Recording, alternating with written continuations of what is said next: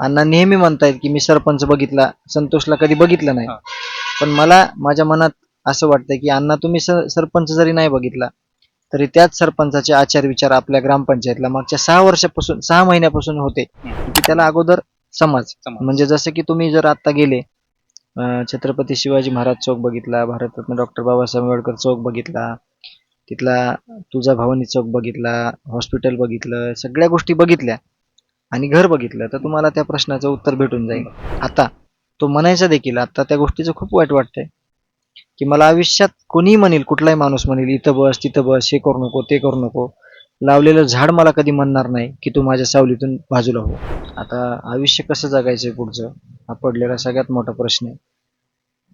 जी lifestyle होती सोबत राहायची समाजाच्या, गोरगरिबांच्या, आपण त्याच्यातलेच एक घटक असल्यामुळे त्याच्यात राहण्यात जे समाधान होतं ते आता समाधानच जे मुख्य संतोष अण्णा देशमुख माझे भाऊ तेच आज माझ्याजवळ नाहीत.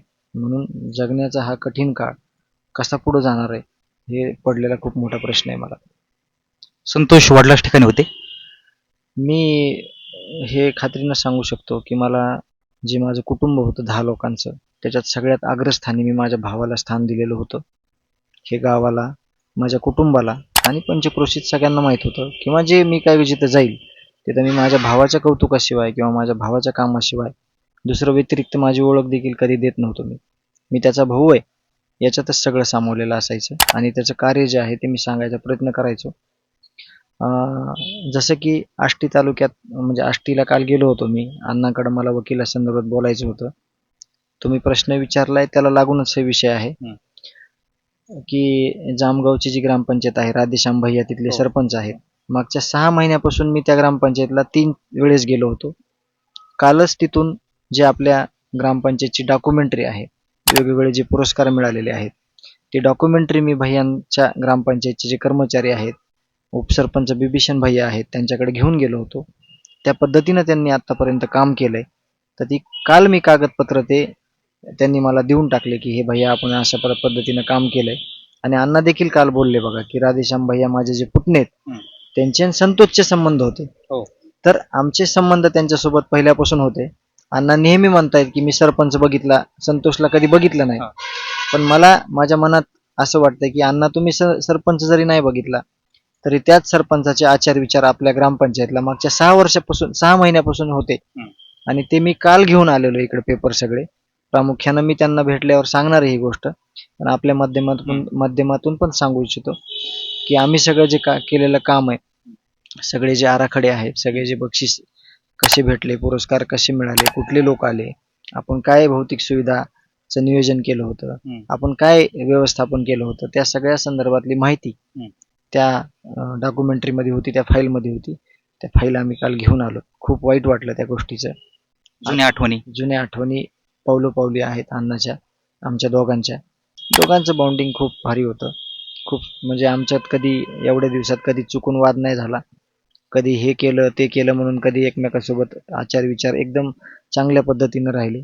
कधी म्हणजे आम्ही ह्या गोष्टीवर वादविवाद कधी आयुष्यात नाही घडला. एक सुख पण वाटतं त्या गोष्टीचं की एकमेकांना आम्ही कधी आयुष्यात दुखवलं नाही. ह्या ज्या आठवणी येतात आपल्याला एक संतोष च्या बद्दल जे बोललं जातं त्यांच्याबद्दल, त्यांना जी समाजाबद्दलची तळमळ होती किंवा समाजाबद्दल जे काय करू पाहत होते, मला एक सांगा असं काय घडलं असेल किंवा असं काय घडलं तुम्हाला याच्याबद्दल सांगता येईल की संतोष ह्या गोष्टी तेवढा झोकून पुढे होता की मला हे करायचंय, हे फार आतून असावं लागतं. त्याच्याकडे काय होतं, घरानंतर आणि जो समाज आहे म्हणजे गाव आहे किंवा समजा गावगाड्यातले लोक असतील किंवा जे काही संपर्कात येतील लोक, त्यांना कसं स्टँड बाय करायचं, त्यांना कसं आपण चांगल्या मार्गावर आणायचं ह्याचा विचार जास्त होता कुटुंबापेक्षा. तुम्ही काल जाऊन आलेले घरी, तुम्ही बघितलं असेल की इथपर्यंत सरपंचाचा प्रवास आलेला हा व्यक्ती, तुम्ही त्याचं सगळं बघितलं, घरदार बघितलं, परिसर बघितला, लोक बघितले. तर त्याच्यातूनच तुम्हाला प्रश्नाचं उत्तर भेटून जाईल की त्याला अगोदर समाज म्हणजे जसं की तुम्ही जर आता गेले छत्रपती शिवाजी महाराज चौक बघितला, भारतरत्न डॉक्टर बाबासाहेब आंबेडकर चौक बघितला, तिथला तुझा भवानी चौक बघितला, हॉस्पिटल बघितलं, सगळ्या गोष्टी बघितल्या आणि घर बघितलं तर तुम्हाला त्या प्रश्नाचं उत्तर भेटून जाईल की त्याला अगोदर त्याला समाज, अगोदर बाहेरचं सगळं जे जीव लावलेले लोक आहेत त्यांना जास्त विचार त्यांचा असायचा.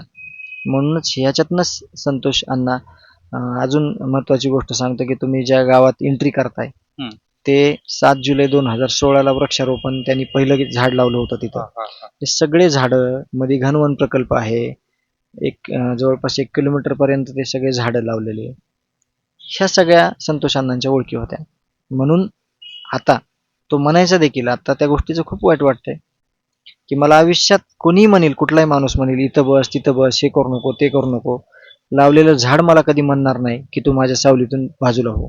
म्हणून त्याचे असे विचार होते की अशा अदृश्य गोष्टी होत्या आणि दीर्घकाळ टिकणाऱ्या गोष्टी अण्णांनी तो असताना करायचा जास्तीत जास्त प्रयत्न केलेला.